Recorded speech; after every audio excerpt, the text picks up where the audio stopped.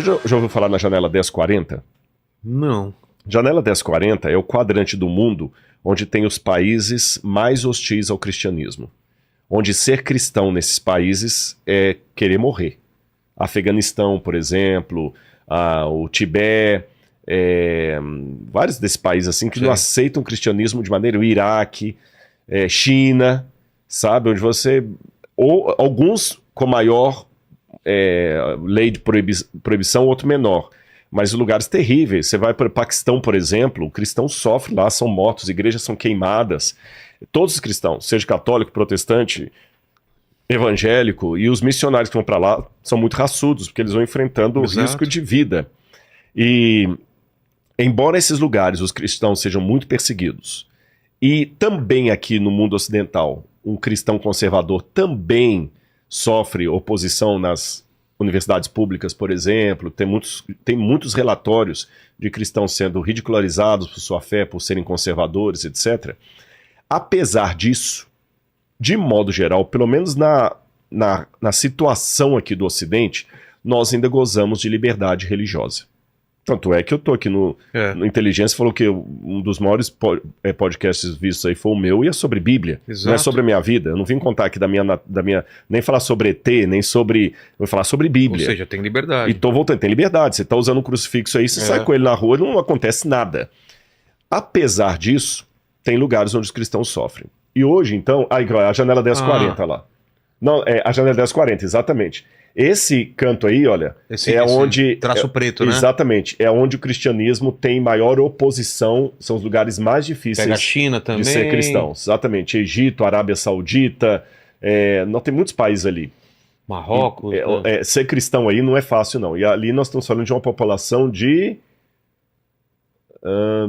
ali está 1 bilhão e 400 milhões, mas deve ser mais, porque só a China tem... E a Índia já dão quase 3 bilhões aí. Mas são 23% da população do mundo fica aí. Caramba, 23%. Ó.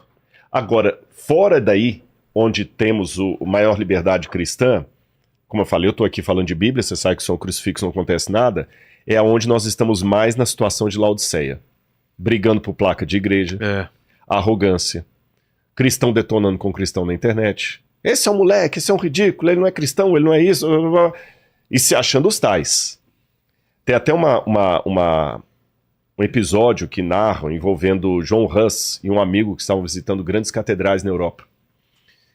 E o amigo olhando aquelas catedrais cheias de ouro, como as da Europa, que eram lindas na Idade Média, início da Idade Moderna, o amigo virou para John Huss e falou assim, olha quanto ouro que a igreja tem hoje. Não precisamos mais lamentar como Pedro e João à porta do templo, quando falaram para o mendigo, não tenho prata nem ouro. Porque hoje a igreja tem prata e ouro. Aí João Huss falou, é verdade, temos prata e ouro, mas já não temos mais autoridade para falar, em nome de Jesus, levanta e anda. Pô. Você tá entendendo? Que paulada, né? Paulada. Quer dizer, hoje a gente tem prata e ouro, tem igreja da Compal, tem TV, tem tudo e tal, mas cadê o nosso poder do Espírito, a unidade cristã? Olha quantos escândalos em nome da fé, quantos cristãos, ao invés de se limitarem a defender a Bíblia de acordo com o que ele interpreta, ele gasta o tempo todo só detonando contra o cristão. O prazer dele é ser especialista em detonar pessoas, sabe? Nós estamos no período de Laodiceia, nós achamos que temos tudo e não reconhecemos que somos pobres, nus. Posso contar uma parábola aqui dos três? Essa parábola, inclusive, é verdadeira. Uma vez, numa cidade europeia, havia um lugarejo onde as pessoas tinham o seguinte comportamento, Vilela. Elas acho que até eu contei essa história aqui num dos primeiros podcasts, eu vou contar de novo, porque ela ilustra bem a situação de Laodiceia. As pessoas saíam cedo para o trabalho e elas deixavam as casas delas e caminhavam 4, 5, 8 quilômetros para a lavoura. E passavam o dia inteiro trabalhando na lavoura, à noitinha voltavam, guardavam as ferramentas, tomavam banho, tomavam banho, limpavam o pé ali, e não era banho mesmo, né? Iam dormir, para no outro dia fazer isso de novo. Qual era a rotina? Acordava com o nascer do sol, tomavam de jejum, todo mundo saía assobiando pela estrada 10 quilômetros, 8 quilômetros, até a lavoura, trabalhavam o dia inteiro na lavoura, ao pôr do sol voltavam, dormiam e assim continuava. Mudou-se para aquela cidade um circo, desses circos itinerantes, e havia 2 palhaços Ali, o circo todo era apenas de 2 palhaços. E as pessoas riam demais com as palhaçadas que os 2 humoristas faziam. Eles contavam as piadas, davam cambalhota, aquelas roupas coloridas de palhaço, com boneco. E o pessoal ria. E a rotina da cidade mudou. Porque agora eles acordavam cedo, iam para o lugar lá na lavoura, à noitinha voltavam, antes de dormir, assistiam o espetáculo. E depois que assistiam o espetáculo, ia todo mundo para casa rindo, até segurando a barriga de tanto rir, para no outro dia fazer tudo de novo. E enquanto eles estavam trabalhando, Cassino, não veja a hora de chegar lá, qual vai ser a piada que os palhaços vão contar hoje à noite. Aconteceu que um dia, enquanto as famílias estavam trabalhando na lavoura, o mato em volta da cidade estava seco e de fácil combustão, e começou a pegar fogo. Os palhaços estavam no circo se aprontando para o show, maquiando, colocando nariz, a peruca, aquela roupa colorida, quando um olhou pela janela e falou assim, tá sentindo cheio de queimado? O outro, eu tô. Tá pegando fogo! O fogo tá alastrando, vai chegar na cidade. Então vamos apagar o fogo. Não dá para apagar o fogo, a gente tem que chamar o pessoal para ajudar. Só nós 2 não damos conta. É verdade, então vamos chamar o povo. Vamos tirar a roupa. Não dá tempo. Até a gente tirar toda essa roupa aqui e tirar a maquiagem, já queimou tudo. Vamos assim mesmo. E lá foram, Vilela, os 2 palhaços, estrada fora, gritando e gesticulando. Vestidos de palhaço.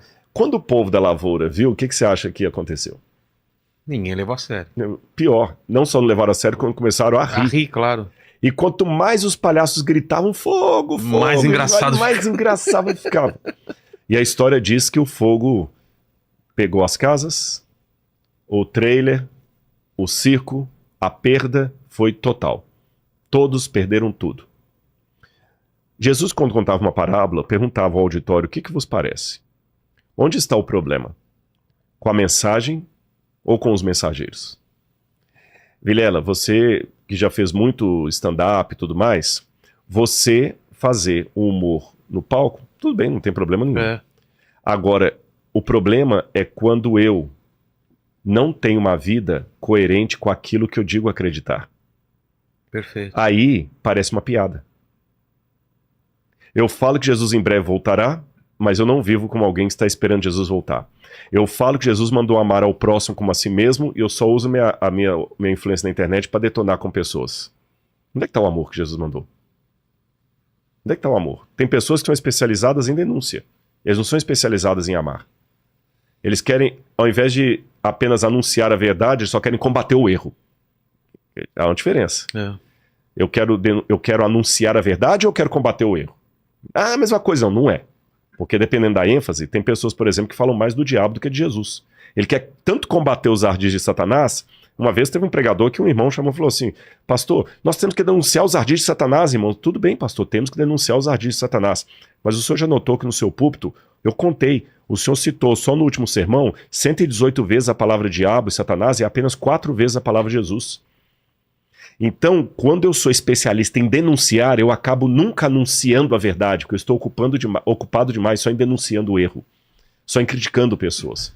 Aí, quem não é da Bíblia, quem não é da igreja, olha para mim e ri. Porque eu falo que eu acredito em Jesus, eu acredito no amor, eu acredito na volta de Jesus, mas eu não vivo como quem está esperando a volta de Jesus. Então eu sou como aquele palhaço tentando alertar o mundo de um incêndio sério. Eu pareço apenas um stand-up, que tem o seu lugar no palco. Você contando uma piada de humor no palco, eu vou dar risada e vou achar legal. Mas fora desse contexto. Então você entendeu o problema? Claro. Laodiceia é isso. Laodiceia é o povo perdendo aquela... É até interessante que a palavra Laodiceia, laos em grego significa povo. De onde vem a palavra leigo.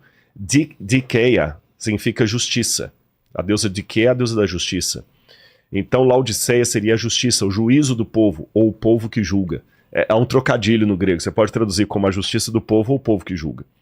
Então aqui, nessa série de 7 cartas, João resumiu a história do cristianismo desde a sua época até a volta de Jesus. E ele deve ter terminado a última carta preocupado, porque a última carta não mostra um cristianismo rico, fervoroso, maravilhoso. Mostra um cristianismo empobrecido espiritualmente.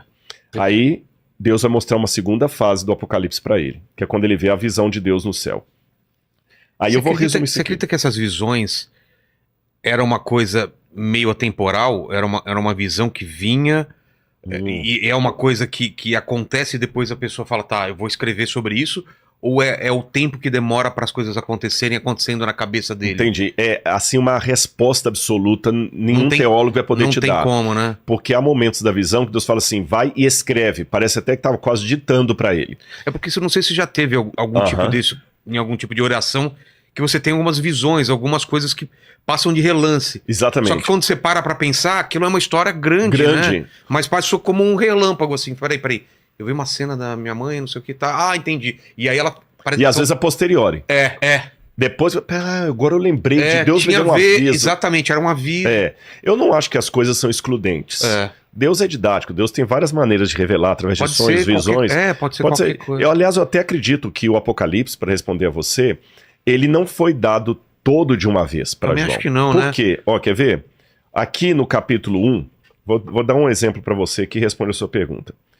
Capítulo 1, versículo 10, diz assim: Achei-me em espírito no dia do Senhor, e ouvi por detrás de mim uma voz como de trombeta, dizendo, escreve num livro. Então, ele se achou em espírito no dia do Senhor. Seria o quê? O domingo? Tem três maneiras de entender isso aqui. Tem três maneiras. Adventistas, batistas do sétimo dia, entendem que o dia do Senhor aqui é o sábado. Tá certo? O sábado, ponto. Outros que guardam o domingo entendem que não, o dia do Senhor é o domingo. Tanto é que a palavra domingo, Dominus Dei, né, é o dia do Senhor em latim. Verdade. São 4 opiniões, na verdade. Tem alguns que acham que o dia do Senhor era o dia do imperador. Sabe quando os documentos antigos falam assim, ano 1862 de Nosso Senhor Jesus Cristo. Sim. Né? Então, na Bíblia tínhamos assim, no 3º ano do reinado de Joaquim, rei de Judá, nas calendas de julho do reinado de César. Entendi. Então, eu acredito que João também escreveu assim, olha, no dia do Senhor Imperador. E a quarta opinião é que esse dia do Senhor significaria a volta de Jesus, que no Antigo Testamento fala o seguinte, terrível será o dia do Senhor. Entendi. Eu vou defender a posição que eu admito e falar por que eu não concordo com as outras. Começando de trás para frente. Por que eu não acho que pode ser o dia do Senhor a volta de Jesus? Porque para ser o dia do Senhor eu tenho que criar uma situação que o grego não permite. Arrebatado. Fui até o dia do Senhor. Não dá a entender isso. No grego está no dia do Senhor e não até o dia do Senhor. Tá certo? Segunda razão por que não pode ser a volta de Jesus. Porque em grego, quando fala dia do Senhor, na tradução grega do Antigo Testamento, está remera kyriou. Remera kyriou. Aqui está kyriake remera. Então, em português, parece a mesma coisa, mas em grego é diferente. Então, descarto que seria o dia do Senhor, a volta de Jesus. Não acho também que poderia ser o dia do imperador, porque nós não temos essa expressão usada em nenhum documento romano.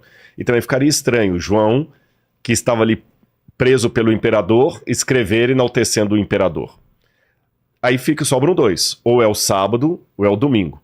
Eu, particularmente, como entendo que a palavra domingo não existe na Bíblia, em nenhum momento, nenhum canto fala domingo, domingo é uma criação latina. A posteriori, exatamente. Fala o primeiro dia da semana, e o primeiro dia da semana nunca é chamado de dia do Senhor, o sábado que é chamado de dia do Senhor, então eu interpreto que ele foi arrebatado num sábado. Tá? Já dei as 4 interpretações. Agora, mas eu não posso esquecer da pergunta que você me fez, foi tudo de uma vez? Quando você vai no capítulo 4, diz assim, depois dessas coisas, olhei e eis uma porta aberta no céu, e a primeira voz que eu ouvi, que era como de trombeta, falou comigo dizendo, suba até aqui e eu lhe mostrarei o que deve acontecer depois dessas coisas. Imediatamente eu me achei no Espírito. Primeiro escreva o que eu vou te falar. E agora eu vou a mesma voz. Exatamente, ele fez referência no outro momento. Porque ele já estava, se ele já estava em espírito, achei-me em espírito no dia do Senhor, aqui ele fala, achei-me em espírito, então dá a entender que houve mais de uma ocasião em que ele teve a visão. Agora, nessa situação aqui do capítulo 4, ele vai ter uma visão de cara do trono de Deus. E eu vou resumir pra galera. Ele vê, aliás, vai ficar até fácil. Se você colocar aí Apocalipse, trono de Deus, tá bom? Se não, você coloca Revelation, Throne of God. Repete, por favor.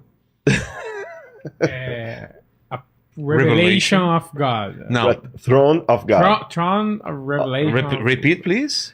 Throne of Revelation. No, everything. Revelation. Repeat, please. Não, só a frase. Revelation of Throne of God. Ok. Foi mais ou menos, vai. Ok, Tá bom. ok. Pra tentar procurar, você sabe que tem uma história que um gato tava correndo atrás de um rato, né?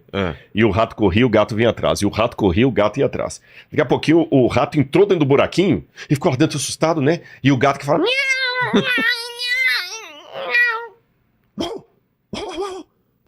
Latido. Aí o rato ouviu os latidos, pensou, tem um cachorrão aí fora. Ah, se tem cachorro, o gato já Se mandou. E cachorro não tem problema com rato. Saiu tranquilo, faceiro. Quando ele saiu, o gato passou-lhe a pata e foi levando até a boca pra devorar, né? Ele, espera, seu gato. Onde é que está o cachorro? Que cachorro? Eu acabei de escutar um cachorro latindo aqui agora. Ah, meu amigo, nesse universo competitivo, quem não fala 2 idiomas tá perdido. Então, é importante ter outra idioma.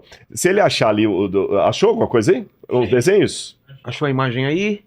Olha lá, já tá no gatilho. Cara, ali, ó. O que é isso? Essa imagem aí, pra galera de casa entender, é o que está no capítulo 4 do Apocalipse. A descrição. Olhando assim, parece muito confuso. Eu vou resumir pra vocês, descrever o que João viu, foi isso aí. Ele viu o trono de Deus, e em torno do trono de Deus ele viu 4 seres viventes, contendo 4 asas cada um. Um tinha um rosto de águia, o outro de leão, o outro de homem, o outro de um boi ou novilho, tá certo? E ele viu, além desses seres em torno do trono de Deus, de novo, 7 tochas representando os espíritos de Deus. Quem tá vendo o candelabro ali, olha, tá bem?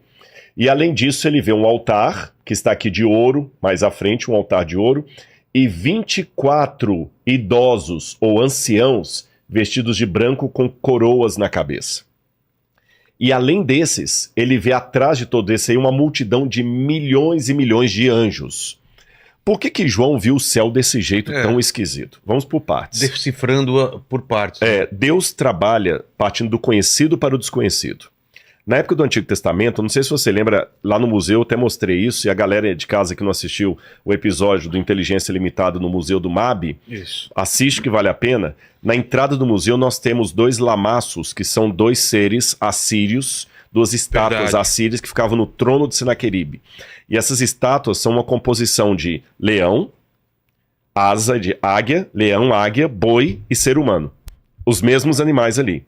Então, na mentalidade antiga, é como se a divindade ficasse cercada por seres alados que cobriam a glória da divindade para não ofuscar os adoradores. Certo. Então, Deus falou, olha, eu vou mostrar isso de maneira simbólica para você entender também. Então, Deus também aparece na sua glória maravilhosa, e aqueles querubins, a palavra querubim em hebraico significa querub, aquele que cobre, querubim, que cobre, que protege. Agora no eclipse que teve nos Estados Unidos, eu saí dos Estados Unidos um dia antes do eclipse. Poxa, mas você estava na região lá do Texas? Não, eu estava em Washington. Washington não ia ser completo. Não ia perder muita coisa. Mas o pessoal que olhou teve que olhar com óculos. Não é isso? Senão cegava. Então é como se a glória de Deus fosse tão imensa que ele tivesse seres especiais em torno dele, esses anjos, para abrandar o brilho? O brilho de Deus, para não ofuscar os demais. Aliás, só vou abrir um parênteses, a tradição cristã de longa data entende que Lúcifer, o anjo que caiu, era o anjo cobridor.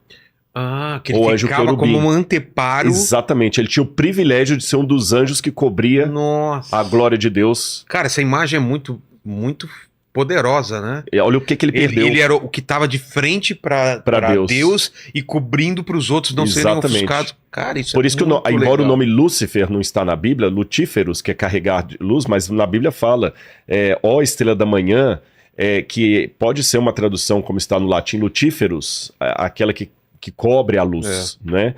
Lúcifer. Então ele perdeu essa posição. Então ele seria um desses. E ali você tem a trindade, que você tem Deus Pai sentado no trono, simbolizado por aquele no trono, o Espírito Santo, que são aquele fogo ali.